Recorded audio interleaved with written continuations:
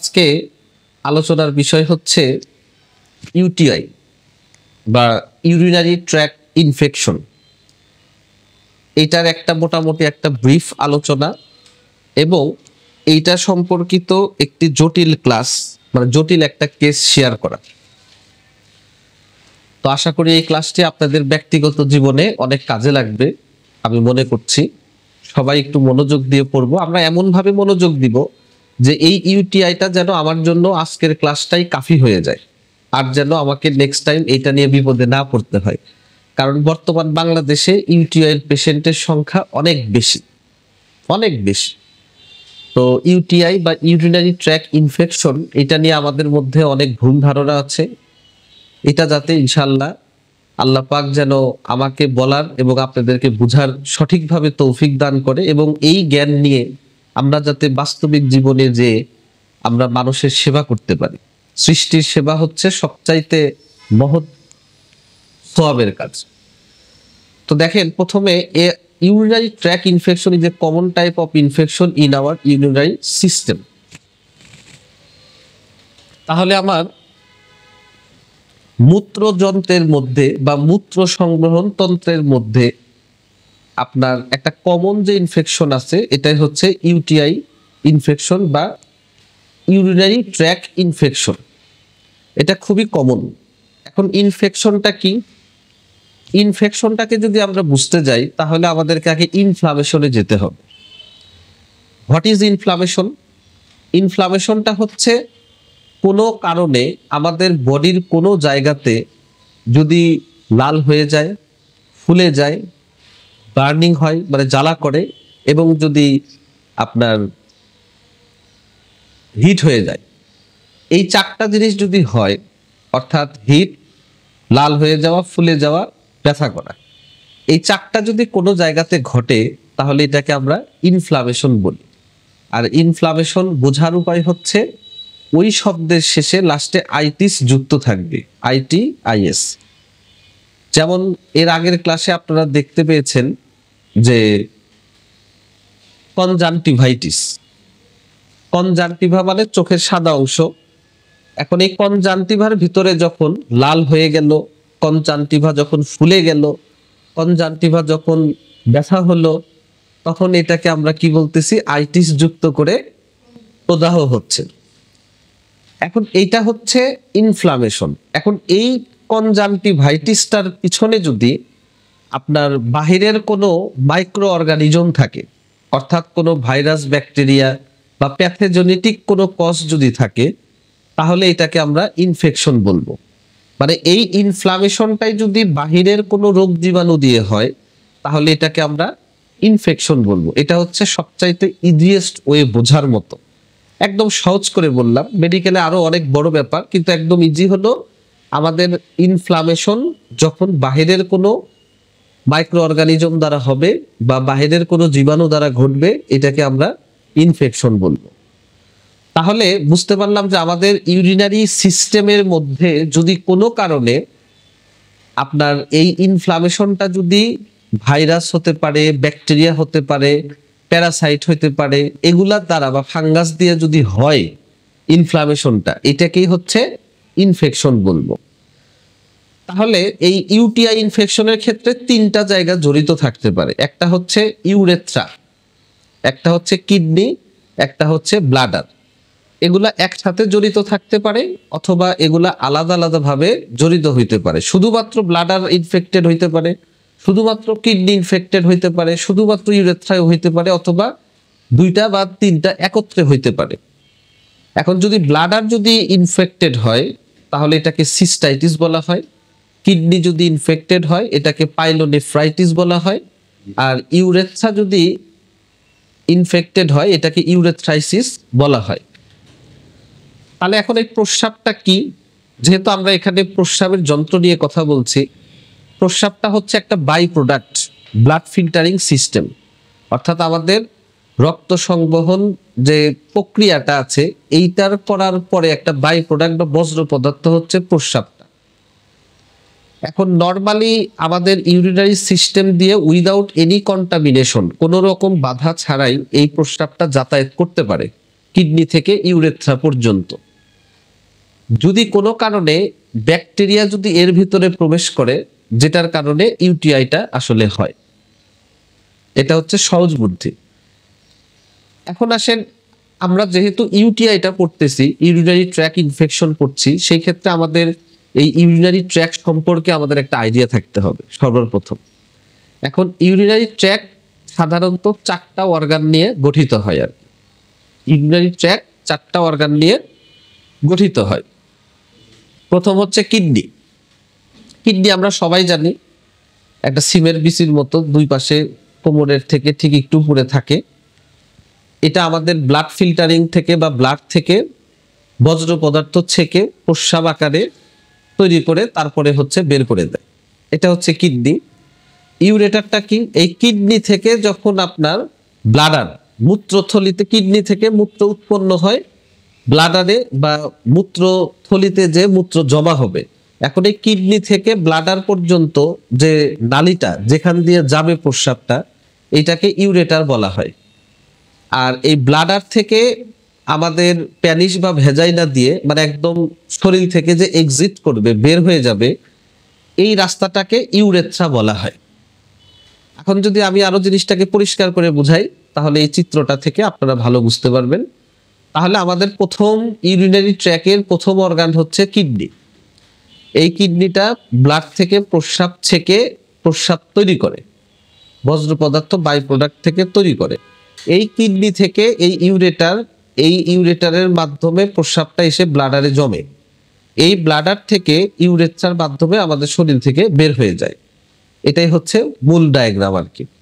আর একটা চিত্র যদি দেখি, এই যে দেখেন কিডনি, তারপরে ইউরেটার, তারপরে হচ্ছে ব্লাডার। আর এই যে এই এরিয়াটুকু, যেটা এই যে আমাদের বস্তিকোটর যে প্রদেশ বলা হয়, হ্যাঁ, এই এরিয়াটুকুকে বলা হয় হচ্ছে পেলভিস, মানে পাছার যে অংশটা, পাটকের যে অংশটা, এই টুকাটুকে বলা হয় পেলভিস এরিয়া। এটা একটু মনে রাখা দরকার, এই জায়গাটা খুব ইম্পর্টেন্ট আর কি। ঠিক আছে, আর এটাই হচ্ছে ব্যাপার।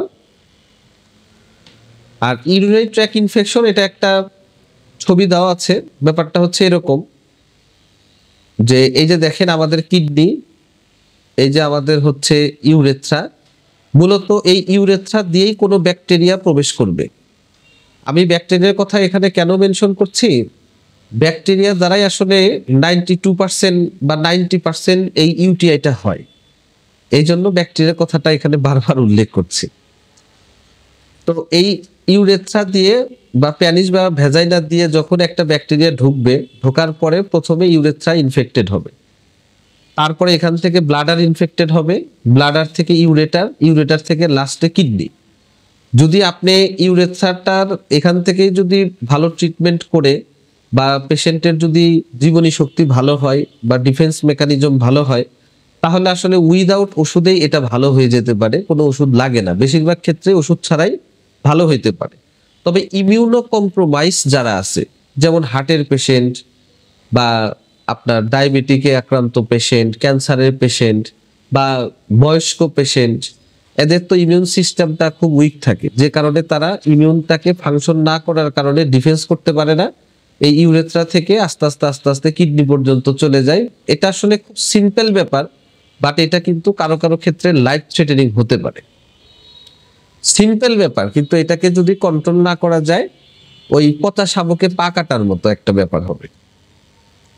এখন আসেন, আপনি কি কি সাইন দ্বারা বুঝবেন যে আসলে আপনার প্রস্রাবে ইনফেকশন আছে? এটা খুব ইম্পর্টেন্ট একটা পার্ট। তো প্রথমে হচ্ছে পেন ইওর ফ্লাঙ্ক। ফ্লাঙ্ক মানে যে কাক বা কোমর, যেটা আমরা অংশ বলি, যে কোমরে যে বাচ্চা কাচ্চা নেয় কাক বলা হয়, এই অংশটাকে ফ্লাঙ্ক বলা হয়। তাহলে এই জায়গায় ব্যথা হবে, অ্যাবডোমেনে ব্যথা হবে, pelvic area or lower back, বা পেলভিক এরিয়াটা আপনাদেরকে আগে দেখিয়ে এসেছি, অথবা কোমরের নিচের অংশে ব্যথা হবে। এইগুলা একসাথে ব্যথা হইতে পারে, এটার একটাতেও ব্যথা হইতে পারে। সবে সাধারণত ব্যথাটা বেশিরভাগ ক্ষেত্রে তলপেটে ব্যথাটা বেশি হয়। Pressure in the lower part of your pelvis, ওই পেলভিসের নিচের পার্টটাতে একটা ভারী ভারী অনুভূতি হবে। ক্লাউডি ফাউল স্মেলিং পি, প্রস্রাবটা ঘোলা হয়ে যাবে এবং দুর্গন্ধ হবে। বাচ্চাদের বিশেষ করে প্রস্রাবের দুর্গন্ধ প্রচুর পাওয়া যায়। এটা কিন্তু ইউরিনারি ট্র্যাক ইনফেকশনের একটা অন্যতম লক্ষণ। তারপরে হচ্ছে ইউরিনারি ইনকন্টিনেন্স, প্রস্রাবে অসংযম হয়ে যাওয়া, প্রস্রাব ধরে রাখতে কষ্ট হওয়া। ফ্রিকুয়েন্ট ইউরিনেশন মানে হচ্ছে বারবার প্রস্রাবের চাপ আসা। আর্জ ইনকন্টিনেন্স, প্রস্রাবের যে বেগটা এটাকে সে নিয়ন্ত্রণ করতে পারে না।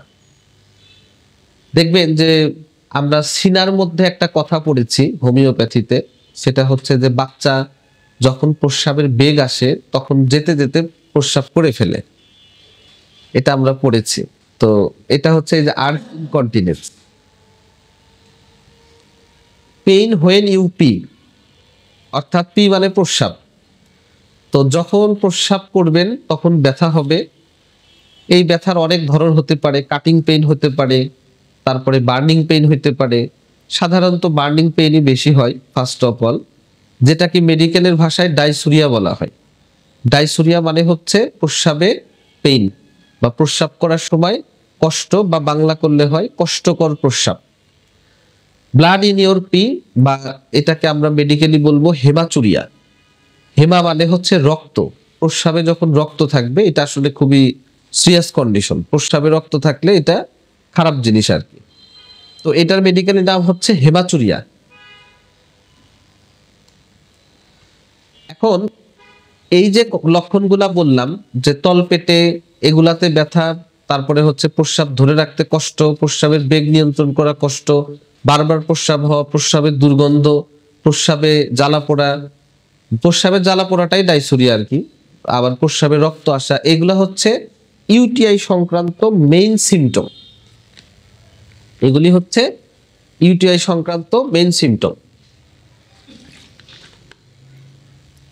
এবার এই ইউটিআই এর সাথে সহযোগী কিছু লক্ষণ থাকতে পারে, ওগুলা তো আপনি পাবেনই, ওগুলা তো কিছু থাকবে বা সবগুলা পাবেন বা একটা দুইটা পাবেন।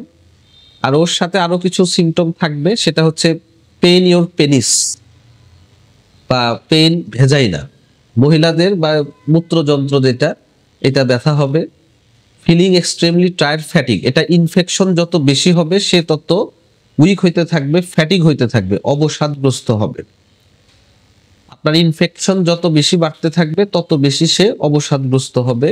ফিভার, যদি ইমিউন সিস্টেম যদি ভালো থাকে, জীবনী শক্তি যদি তরতাজা থাকে, বা ডিফেন্স মেকানিজম যদি ভালো থাকে, তাহলে যত বেশি ইনফেক্টেড হবে তত বেশি জ্বর আসবে।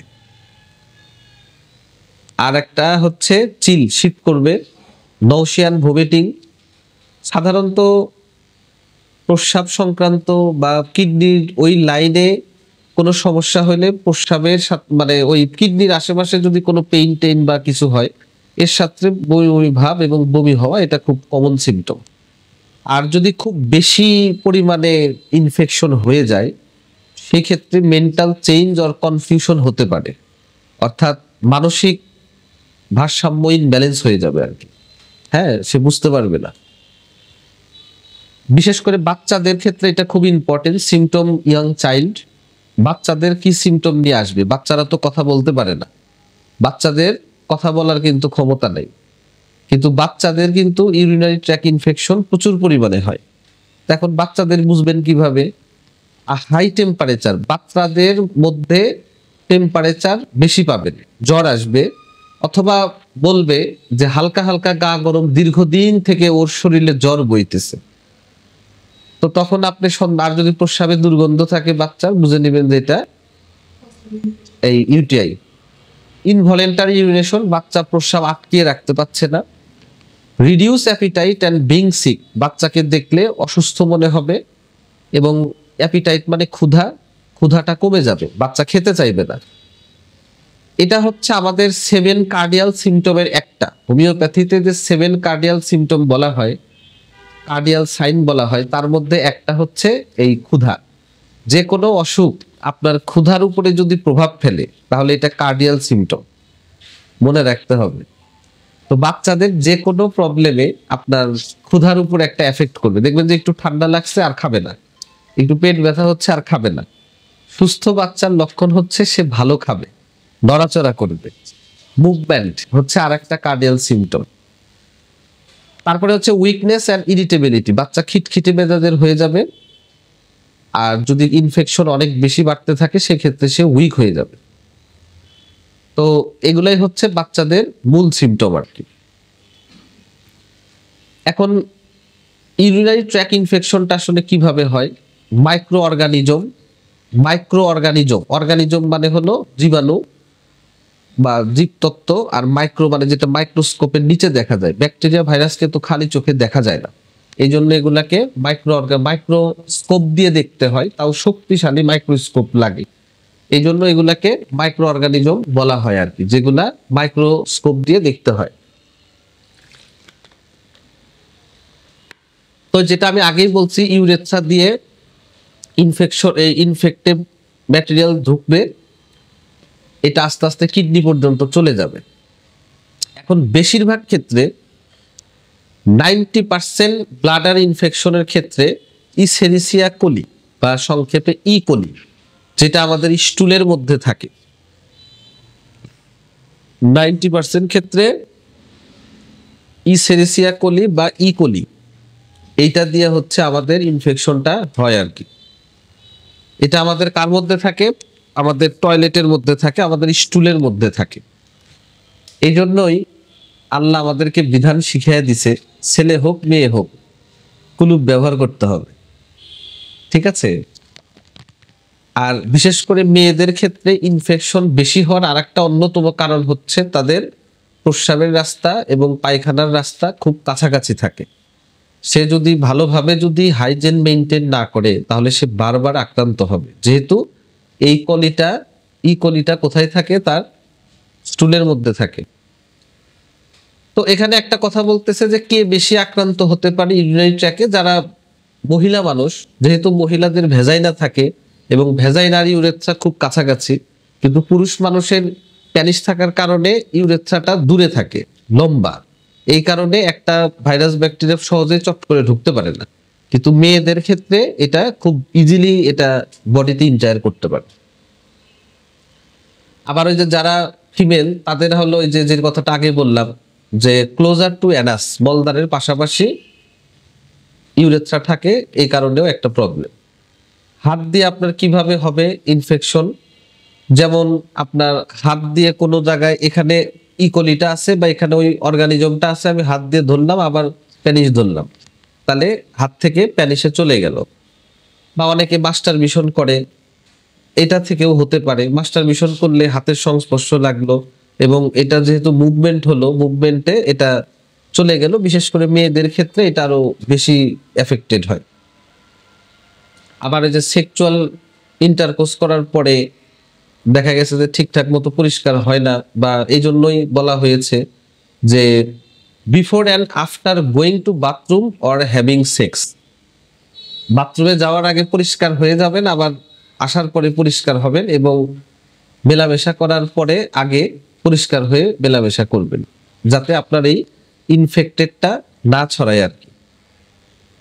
এখন আমাদের লাস্ট পার্ট হচ্ছে ডায়াগনোসিস অ্যান্ড টেস্ট। কি টেস্টে আমরা বুঝবো যে আসলে আমাদের ইউরিনারি ট্র্যাক ইনফেকশন আছে? তো এখানে প্রথম হচ্ছে 1 নম্বরে আমরা যে টেস্টটা করব, সিবিসি, কমপ্লিট ব্লাড কাউন্ট। এটা আসলে যে কোনো রোগে, যে কোনো রোগীকে, যে কোনো অবস্থাতে এটা আসলে আমরা দিতে হয়, কারণ এটা ব্লাডের একটা সঠিক পরিমাপ বোঝা যায়। তো এই সিবিসিতে ডাব্লিউবিসি বেশি পাবেন, তখন বুঝবেন যে তার ইনফেকশন আছে। আর স্পেসিফিক হচ্ছে ইউরিন আরই বা ইউরিন আরএমই, অর্থাৎ রুটিন মাইক্রোস্কোপিক এক্সামিনেশন। প্রস্রাবটা নিয়ে মাইক্রোস্কোপের নিচে দিয়ে দেখবে আর কি। এখানে আপনি 5 সেল বেশি পাবেন, আমি একটু পরে দেখাচ্ছি। 5 সেল বেশি পেলে কি ইনফেকশন হয়ে গেছে। তারপর আমার কিডনিটার একটা টেস্ট হচ্ছে সিরাম ক্রিয়েটিনিন। এটা কিডনিটা কি পরিমাণ কাজ করছে এটার একটা প্রাথমিক ধারণা। যদি কিডনি অ্যাফেক্টেড হয় সেক্ষেত্রে ইজিএফআর করতে হবে। ইজিএফআর দ্বারা আমরা বুঝবো যে কিডনি কতটুকু ফিল্টারেশন করছে। তারপরে হচ্ছে কোন ব্যাকটেরিয়া দ্বারা, বা এটা আসলে ইউরিন কালচার সেন্সিটিভিটি, এটা আমাদের দরকার হয় না যে এটা কোন কোন ব্যাকটেরিয়া দ্বারা হলো, বা এটা কোন ধরনের অ্যান্টিবায়োটিক লাগবে এটা বোঝার জন্য ইউরিন কালচার করা হয়, এটা আসলে আমাদের খুব একটা দরকারে লাগে না, যেহেতু আমরা সিমটোমেটিক ট্রিটমেন্ট দেই। আর যারা ক্লিনিক্যালি ট্রিটমেন্ট দেয় তাদের ক্ষেত্রে লাগতে পারে। আর USG of kidney urinary bladder or lower abdomen, অর্থাৎ কেইউবি অর এলএ, এই একটা আলট্রা করলে আপনি বুঝতে পারবেন যে তার সিস্টাইটিস আছে কিনা বা এই ট্র্যাকগুলার কোনো জায়গায় কোনো প্রবলেম আছে কিনা বোঝার জন্য। আবার এক্স রে অফ কেইউবি এটাও করা যেতে পারে, এক্স রে করা যেতে পারে কিডনি ইউরিনারি ব্লাডে। আর আধুনিক টেস্ট হচ্ছে সাইটোস্কোপি, মানে একদম ডাইরেক্ট হচ্ছে আপনার ক্যামেরা ঢুকায় দিবে ইউরেথ্রা দিয়ে দিয়ে আপনার কিডনি পর্যন্ত দেখবে যে কোনো প্রবলেম আছে কিনা। তো এটা আসলে আমাদের দরকার হয় না, আমাদের মূলত সিবিসি আর ইউরিন আরি এই দুটা দিয়ে আমরা বুঝতে পারি যে আসলে তার প্রাথমিক অবস্থাতে বোঝা যাবে যে তার ইনফেকশন আছে কিনা। আর খুব বেশির থেকে বেশি আমরা ক্রিয়েটিনিন আর হচ্ছে একটা আলট্রাসোনোগ্রাফি করাতে পারি, খুব বেশির থেকে বেশি। তো এই গেল আমাদের ডায়াগনোসিস অ্যান্ড টেস্ট। এখন কমপ্লিকেশন গুলা কি কি আছে, জটিলতা গুলা কি কি আছে? তো মূলত আসলে এই ইউটিআই থেকে আসলে খুব বেশি কমপ্লিকেশন হয় না, এটা একা একাই সেরে যায়, ভালো হয়ে যায় যদি আপনার ইমিউন সিস্টেম ভালো থাকে, একা একা এটা সেরে যায়।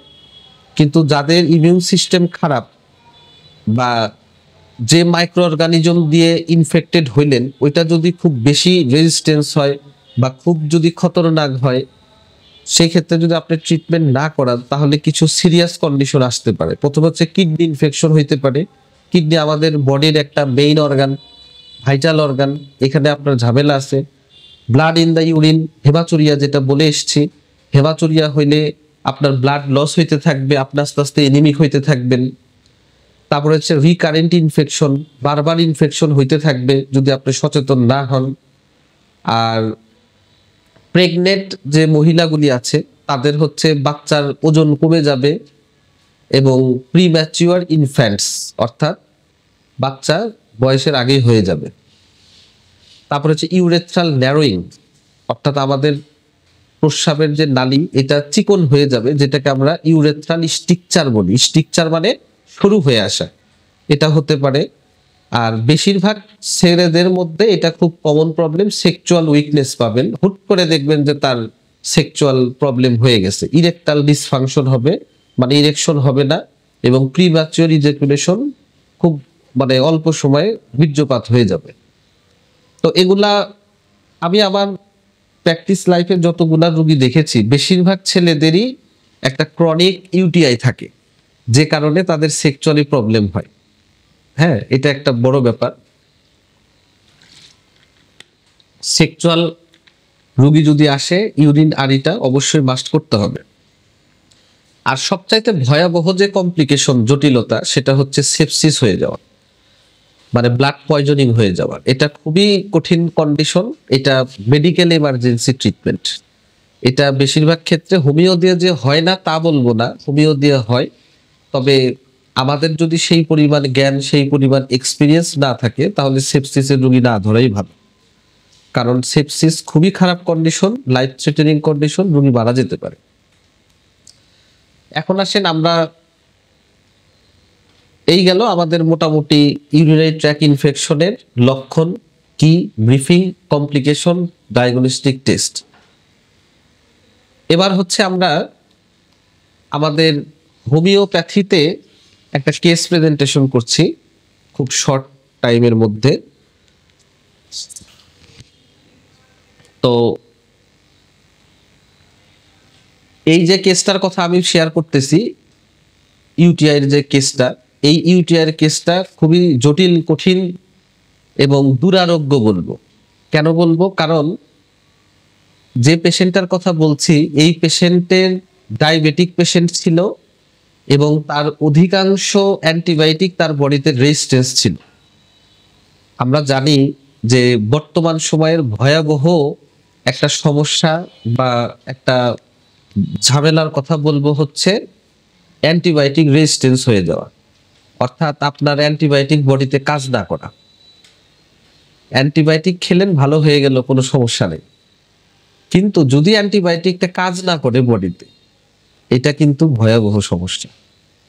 তো এটা বর্তমানে গ্রামগঞ্জে বিশেষ করে কুয়াক ডাক্তাররা ফার্মেসি থেকে মানুষ ওষুধ কিনে খায়, এক কথায় অসচেতনতার কারণে, মানুষ অ্যান্টিবায়োটিকের কোর্স কমপ্লিট না করার কারণে, আরো অনেকগুলি কারণ আছে, মূলত অসচেতনতার কারণে আমাদের অ্যান্টিবায়োটিক রেজিস্ট্যান্স হয়ে যাচ্ছে।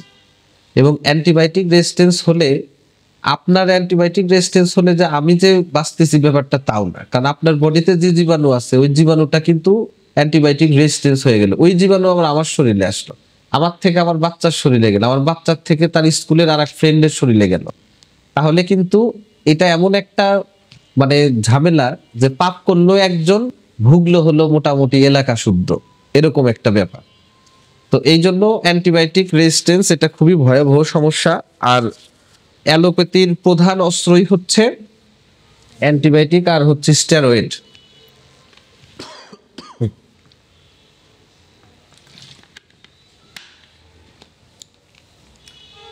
তো আমাদের হোমিওপ্যাথিতে আমরা ওষুধ সিলেকশনের মেইন যে 3টা বেসিক ম্যাটেরিয়াল আছে, সেটার 1 নাম্বার হচ্ছে কি ইন্ডিভিজুয়ালাইজেশন। ব্যক্তি স্বাতন্ত্র করতে গেলে আপনাকে কেস টেকিং করতে হবে মাস্ট। আরো যদি এটাকে সহজ করে বলি তাহলে হচ্ছে রোগ নয়, আমরা রোগীর চিকিৎসা দিই। তো রোগীর চিকিৎসা দিতে গেলে আপনাকে কেস টেকিং বাধ্যতামূলক করতে হবে।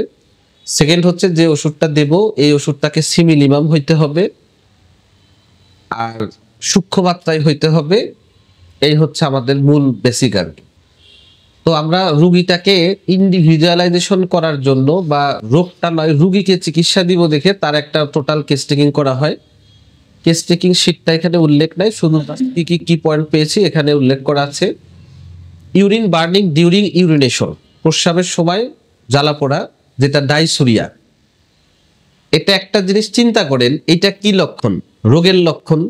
আমরা যে ইউটিআইটা পড়ে আসলাম, ইউটিআইটার মধ্যে তো এই সিমটমটা ছিল, মানে বেশিরভাগ ইউটিআই রোগেরই কিন্তু এটা লক্ষণ, মানে এটা কি ডিজিজ সিমটম, পেশেন্টের কিন্তু এটা সিমটম না, বুঝবেন, একটু বোঝা লাগবে। এটা কিন্তু রোগের সিমটম। হ্যানিম্যান স্যার অর্গাননের মধ্যে কি বলছেন? রোগের সিমটোমেটিক ট্রিটমেন্ট দিবেন না রোগীর সিমটোমেটিক ট্রিটমেন্ট দিবেন? আর সবচাইতে বড় কথা হচ্ছে যে আপনি যদি রোগীর চিকিৎসা করতে যান তাহলে কিন্তু রোগের লক্ষণের যেটা কমন ফিচার, এইখান থেকে রোগীর লক্ষণকে আলাদা করতে হবে।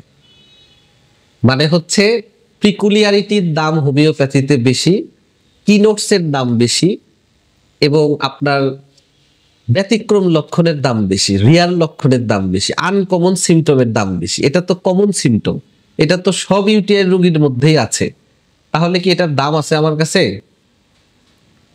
আচ্ছা, এটা অর্গাননের কথা, আমার কথা অর্গাননের কথা।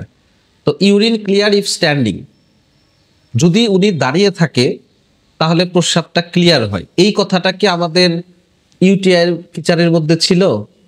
এটা আমার জন্য হোমিওপ্যাথিক একটা আনকমন পিকুলিয়ার স্ট্রাইকিং সিমটম, মনে রাখতে হবে। এটা হচ্ছে আমার রেড মার্কিং সিমটম। ফিবেল স্টিম, প্রস্রাবের ধারা চিকন হয়ে আসবে। ইউরিন সুগার, প্রস্রাবে সুগার যাচ্ছে, এটাও তার জন্য কমন, কারণ সে ডায়াবেটিক পেশেন্ট। ফ্রিকুয়েন্ট ইউরিনেশন, প্রস্রাব বারবার হচ্ছে, এটাও কি রোগের কমন। তারপরে স্লো মোশন ইউরিনেশন, প্রস্রাব ধীরগতি হয়ে আসতেছে। Urine retention and wait to start, প্রস্রাব আটকিয়ে যাচ্ছে, ওয়েট করতে হচ্ছে স্টার্ট করার জন্য, এটাও কি রোগের common symptom. Fever low grade, জ্বর হালকা জ্বর, তাহলে এটাও কি জেনারেল সিমটম, রোগের লক্ষণ, ডিজিজ সিমটম। হেডেক, মাথা ব্যথা আছে, এইটা কিন্তু রোগের সিমটম না। কোম্পানি অ্যাভারশন, এটা হচ্ছে তার মেন্টালি সিমটম, একা থাকতে পছন্দ করে। ইউরিন অফেন্সিভ, প্রস্রাবে দুর্গন্ধ, এটা কি? এটাও কিন্তু রোগের সিমটম, এটার আমার কাছে দাম তেমন নেই। ওয়ার্ম ব্লাডেড, গরম কাতর। আর ক্রাভিং ফ্রম সল্ট সাওয়ার বিফ, পছন্দ করে কি কি খাবার? লবণ, টক, গরুর গোশত। তো এই গেল হচ্ছে আমার টোটাল সিমটম। এখন আসেন তার প্রেসক্রিপশনটা দেখাই। এখানে যাকে দেখতে পাচ্ছেন, আমি আসলে নাম বলতে চাচ্ছি না, নাম বলার উদ্দেশ্য না, আমার উদ্দেশ্যটা হচ্ছে এইটা যে অ্যান্টিবায়োটিক রেজিস্ট্যান্স, বা অ্যালোপ্যাথিতে যে এটা ট্রিটমেন্ট হয়নি, তারপরে যে হোমিওপ্যাথিতে এসে সে আরোগ্য হলো, এটাই দেখানোর উদ্দেশ্য। তাহলে এখানে দেখেন যিনি দেখিয়েছেন উনি হচ্ছে একজন প্রফেসর, ফুল প্রফেসর একজন ডাক্তারকে উনি দেখিয়েছেন। উনি তাকে 2টা অ্যান্টিবায়োটিক দেন, এই একটা অ্যান্টিবায়োটিক, এই একটা অ্যান্টিবায়োটিক, ঠিক আছে। আর প্রস্রাব যেহেতু চিকন হয়েছিল বা প্রস্রাব ক্লিয়ার হচ্ছে না, সেহেতু এই ওষুধটা দেওয়া হয়, আমি নাম নিচ্ছি না। তো এখানে দেখানো হলো 22/2/2022 তারিখে, ডেটটা আপনারা একটু খেয়াল রাখবেন। 22/2/2022 সালে ফুল প্রফেসরের কাছে যে ডাবল অ্যান্টিবায়োটিক দেওয়া হলো, এবং যে অ্যান্টিবায়োটিকটা দেওয়া হয়েছে এই একটা অ্যান্টিবায়োটিকই যথেষ্ট প্রস্রাবের ইনফেকশনের জন্য, এবং এটাই কমন অ্যান্টিবায়োটিক। তারপরে উনি আর একটা অ্যান্টিবায়োটিক দিয়েছেন একদম হাই লেভেলের। কি রেজাল্ট আসলো দেখেন, 17 মার্চ 2022 সালে ওইখানে হলো না, উনি আবার একজন বিভাগীয় প্রধান, ইউরোলজি ডিপার্টমেন্টের বিভাগীয় প্রধান একজন প্রফেসরের কাছে আবার উনি গেলেন, এবং একটা মেডিকেল কলেজের প্রফেসর, ইনি কিন্তু ছোট মোটো ডাক্তার নন, আমাদের থেকে অনেক জ্ঞানী মানুষ। এখানে উনি আবার অ্যান্টিবায়োটিক চেঞ্জ করে দিল, আরো কিছু ওষুধ দিলেন, কিন্তু এখানে কিন্তু আসলে 17 মার্চ 2022 সালের কথা। তারপরে দেখেন 24 মার্চ 2022 সাল,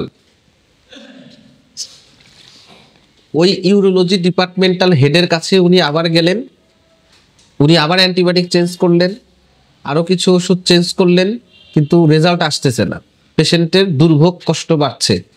তার মানে কি, অ্যান্টিবায়োটিক রেজিস্ট্যান্স, মোটামুটি 4-5 বার অ্যান্টিবায়োটিক চেঞ্জ করা হচ্ছে, বাট তার বডিতে কাজ করছে না, এটাই হলো অ্যান্টিবায়োটিক রেজিস্ট্যান্স। এটা কিন্তু খুব সিম্পল একটা কেস, খুবই কিছু না, কোনো কিছুই না, কিন্তু এটা ঝামেলা হয়ে গেছে। কেন? তার অ্যান্টিবায়োটিক বডিতে ওষুধ কাজ করছে না। ওষুধ যদি বডিতে কাজ না করে, এটা কিন্তু ভয়াবহ, ঠিক মানে নর্মাল একটা জিনিস, কিন্তু তার বডিতে ওষুধ কাজ করছে না, এটা কত ভয়াবহ ব্যাপার একবার ভাবেন। তারপরে উনি আবার ফুল প্রফেসরের কাছে গেলেন, তারপরে উনি তাকে পুরো সিটি স্ক্যান করতে বললেন, ঠিক আছে, আবার সিটি স্ক্যান করতে বললেন। এবার আসেন তার সিবিসির রিপোর্টে কি বলছে দেখেন। সিবিসির রিপোর্টে আমি কি বলেছিলাম আপনাদেরকে, যে ডাব্লিউবিসি বাড়বে।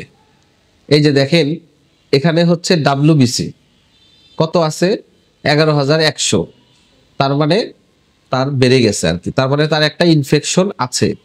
তারপরে তার নিউট্রোফিল বেড়ে গেছে, এবং তার হচ্ছে ইএসআরটাও বাড়ছে।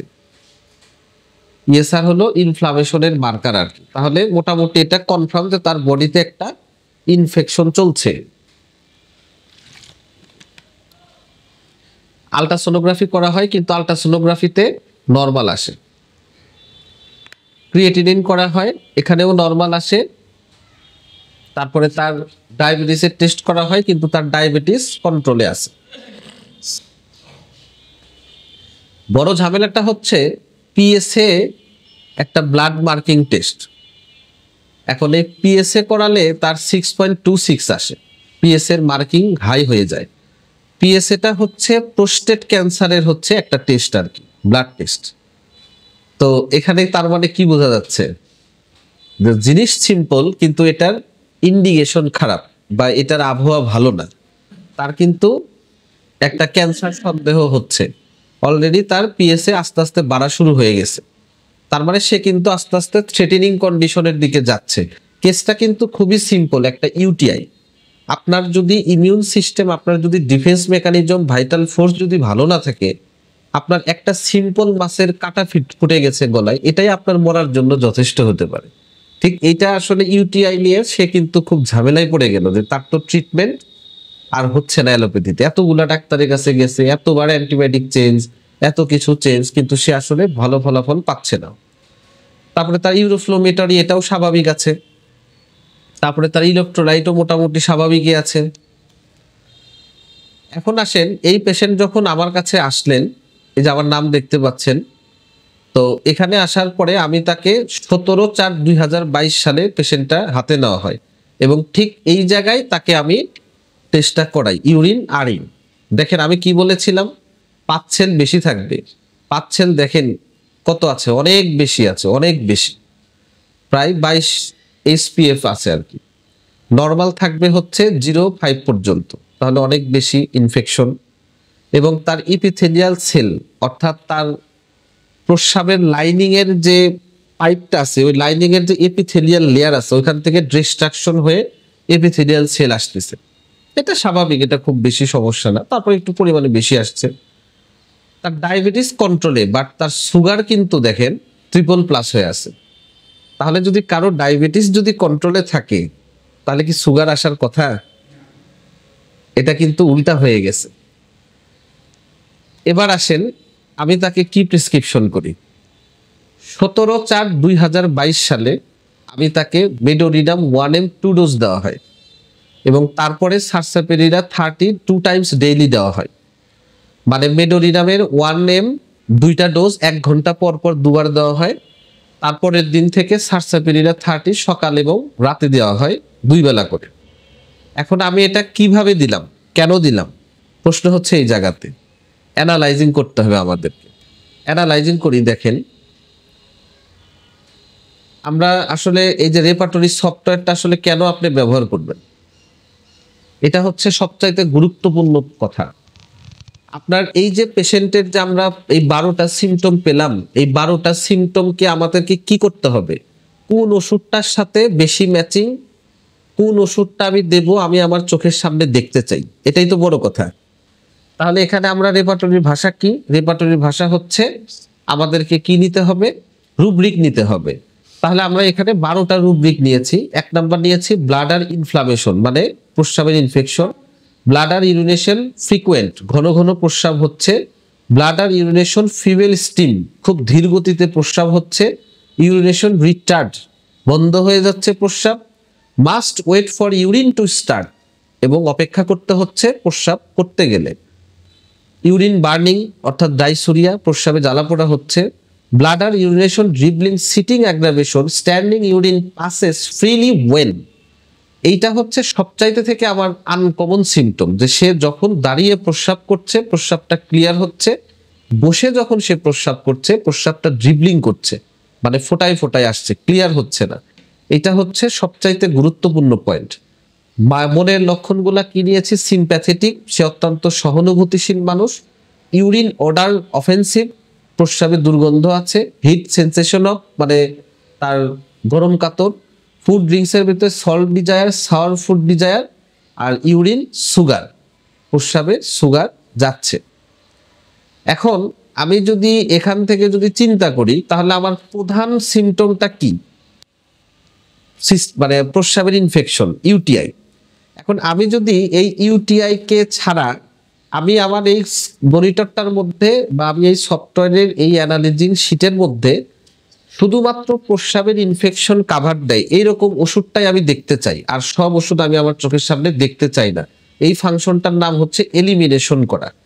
তা আমি যদি এখানে এলিমিনেশনের চাপ দেই তাহলে ওষুধ কমতে থাকলো। আমাকে কি করতে হবে, রোগীর জন্য ইন্ডিভিজুয়ালাইজেশন করতে হবে। এই পদ্ধতিটাই তো এই সফটওয়্যারের সিস্টেম। তাহলে আমি এখন ইনফ্লামেশনকে এলিমিনেট করলাম, মানে ইউটিআই এরই কভারেজ দেয় এরকম সিমটম আমার কাছে পাচ্ছি। এরপরে আমি যদি খুব গুরুত্বপূর্ণ কোনো সিমটম নিতে চাই তাহলে আমি যখন প্রস্রাবের ইনফেকশন নিয়েছি রুব্রিকটা, তাহলে প্রস্রাবের ইনফেকশন সংক্রান্ত যত জেনারেল সিমটম আছে, স্বাভাবিক কমন সিমটম আছে, সবগুলা কিন্তু আমার ঢুকে গেল। তাহলে কিন্তু আমাকে আলাদা করে কিন্তু প্রস্রাবের জ্বালা পোড়া, আটকায় যাচ্ছে, ধরে রাখতে পারছে না, এগুলো কি নেওয়ার দরকার আছে? নেওয়া লাগবে না। এখন আমি এর মধ্যে যে সিমটমটা সবচাইতে ইম্পর্টেন্ট সেটা হচ্ছে এই যে দাঁড়ায়া প্রস্রাব সে করতে পারছে, দাঁড়ালে প্রস্রাব হচ্ছে, কিন্তু বসে থাকলে প্রস্রাব ড্রিবলিং করছে। এটা হচ্ছে আমার কাছে সবচাইতে ইম্পর্টেন্ট।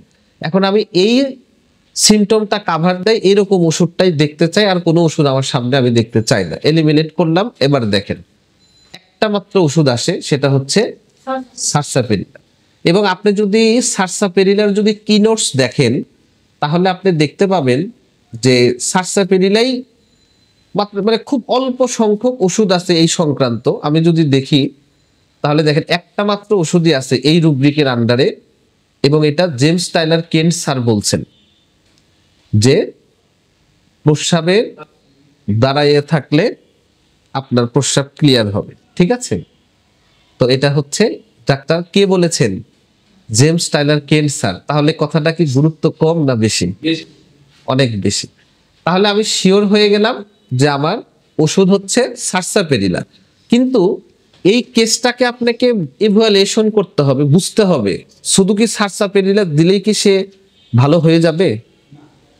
যদি এটা খুব কমন, তার যদি ইমিউন সিস্টেম বা তার যদি ডিফেন্স মেকানিজম যদি, বা যেটাকে আমরা ভাইটাল ফোর্স বলছি, তার যদি ভাইটাল ফোর্সটা যদি ভালো হইতো তাহলে তো প্রথম অ্যান্টিবায়োটিকেই তার কাজ হয়ে যেত।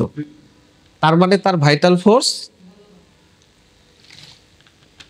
আর আপনারা যদি লেভেল অফ হেলথ সম্পর্কে জানতে চান, প্রফেসর জর্জ ভিদলকাস স্যার, ওনার লেভেল অফ হেলথ এইটার কারণে উনি খুবই বিখ্যাত।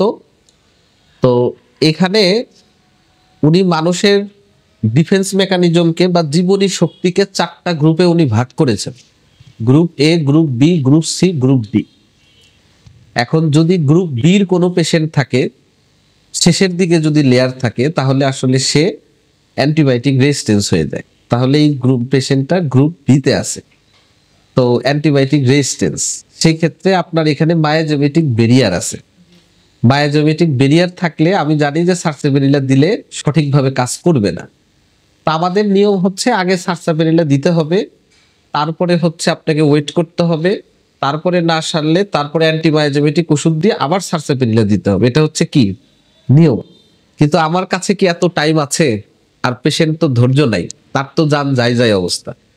এখন তাহলে আমাকে আধুনিক সিস্টেমে আসতে হবে। আগে আমি মায়োজেমেটিক প্রেসক্রিপশন করব, তারপরে হচ্ছে তার জন্য যে ইন্ডিভিজুয়ালাইজেশন প্রেসক্রিপশন এইটা দেব। তখন আমি তাকে মায়োজেমেটিক প্রেসক্রিপশন করব। এখন মায়োজেমেটিক প্রেসক্রিপশন যে করব, মেডোরিনামটা কেন করলাম? আমার যে এই 12টা সিমটম পেলাম, এই 12টা সিমটম কাভার দেয় কোন মেডিসিনটা, এটা আমাকে দেখতে হবে। আর এটা যেহেতু টপ নচ লেভেল এরিয়া, তাহলে আমি এটা রেস্ট্রিকশন করে নোশোডে দেব। দেখেন কোন ওষুধটা কাভারেজ দেয়, এবং মেডোরিনামই সবচাইতে বেশি কাভারেজ দেওয়া ওষুধ। দেখেছেন আপনারা? মেডোরিনামটাই কিন্তু সবচাইতে বেশি কাভারেজ দেওয়া মেডিসিন। আর কার্সিনোসিন বা এগুলো যেগুলো আছে, এগুলো কিন্তু খুব একটা কাভারেজ দেয় নাই। তার মানে আমি মোটামুটি শিওর যে মায়াজম বললেও, মায়াজম মানেই যে আপনার সালফার সরিনাম, মাক্সল সিফিনিনাম আর হচ্ছে মেডোরিনাম থুজা, ব্যাপারটা তা না। মায়াজম মানেও আপনার সিমটম সিমিলিমাম করতে হবে। তাহলে আপনি যদি সিমটম সিমিলিমাম করেন, মেডোরিনামের মূল প্যাথোলজি কোথায়? ইউরিনারি রিপ্রোডাক্টিভ সিস্টেমের উপরে। কেন? মেডোরিনাম তৈরি হয়েছে কি দিয়া? গনোরিয়া দিয়া। এটা কিসের রোগ? ইউরিনারি সিস্টেমের একটা ডিজিজ। তাহলে এই জায়গার সবচাইতে টপনস প্যাথোলজি কিন্তু মেডোরিনাম প্রদর্শন করতে পারে। এবং আমার ওইদিকে যদি আমি নাও যাই, মূল কথা হলো আমার সব সিমটম মেডোরিনামকে কাভারেজ দিচ্ছে। তাহলে এই হিসাবে আমি 17/4/2022-তে মেডোরিনাম 1M 2টা ডোজ দেওয়ার পরে সারসাপেরিলা 30 2 টাইমস ডেইলি দেওয়া হয়। ফলো আপ,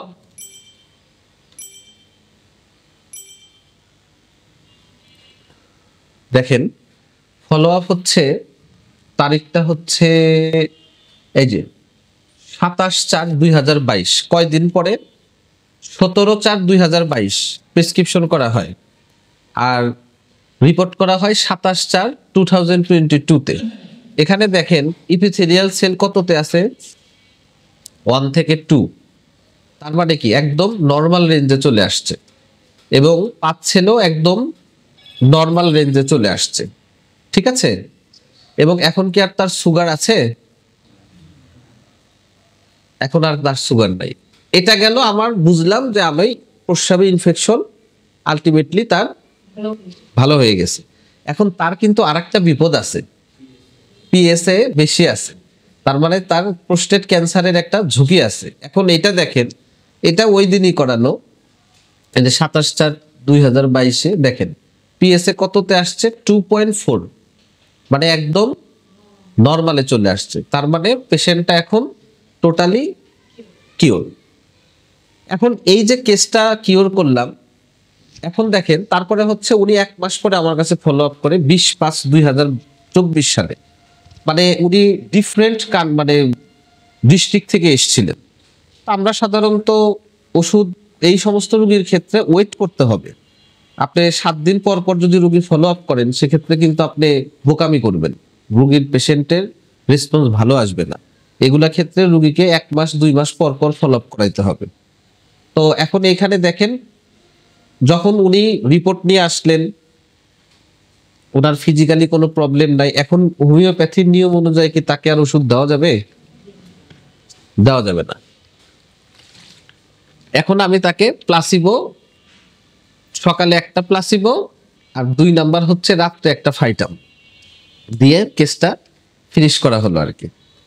এখন এই যে একটা কেস, এই কেসের মধ্যে এখন আমরা একটা যদি সামারি করি, একটা জাস্ট অ্যানালাইজিং চিন্তা করেন যে পেশেন্টটা কেন এত তাড়াতাড়ি ভালো হলো। এখন সব ইউটিআই রোগী আপনার এত তাড়াতাড়ি ভালো হবে না, এটাই হলো প্রশ্নের বিষয়।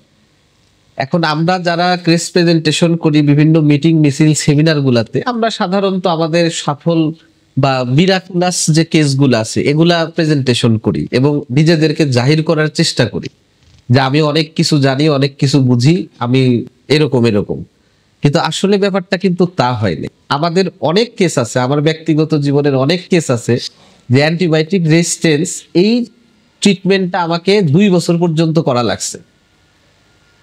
এবং গতকালকেও একটা পেশেন্টের আমি কেস করেছি, তাকে অলরেডি 7 মাস ট্রিটমেন্ট করছি, এখন অনেক ভালো, প্রায় 60% 70% ভালো। উনার বডিতে সমস্ত অ্যান্টিবায়োটিক রেজিস্ট্যান্স, উনারও সিস্টাইটিস, এবং উনার অ্যালোপ্যাথিতে উনি মোটামুটি বাংলাদেশ ভারত শেষ, কিন্তু উনার আর কোনো রেসপন্স আসছে না। কারণ কি? ওষুধ কাজ করছে না। এখন এটাও কিন্তু রেজিস্ট্যান্স, কিন্তু এইটা আর ওইটা, ওই রোগীটাকে 7 মাস ট্রিটমেন্ট করছি তারপরেও কিওর হচ্ছে না, আর এইখানে আমি 1 ডোজে কিওর হয়ে গেল। এটাই হলো প্রশ্ন। এটা যদি আপনি বুঝতে যান তাহলে আপনাকে ওই যে বললাম যে জর্জ ভিদোলকাস স্যারের লেভেল অফ হেলথ, এইটা সম্পর্কে আপনাকে ভালো ধারণা থাকতে হবে।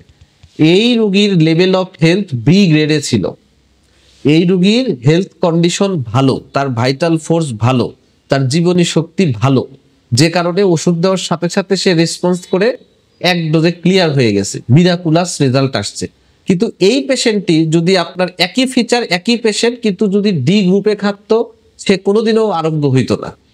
যদি সে সি গ্রুপে থাকতো মিনিমাম 2 বছর 2.5 বছর লাগবে এই পেশেন্টটাকে ভালো করতে। আর তো এই জন্য আপনার ডিফেন্স মেকানিজমের স্তর অনুযায়ী আপনার রোগীর রেজাল্ট আসবে এবং রোগীর ট্রিটমেন্ট আসবে।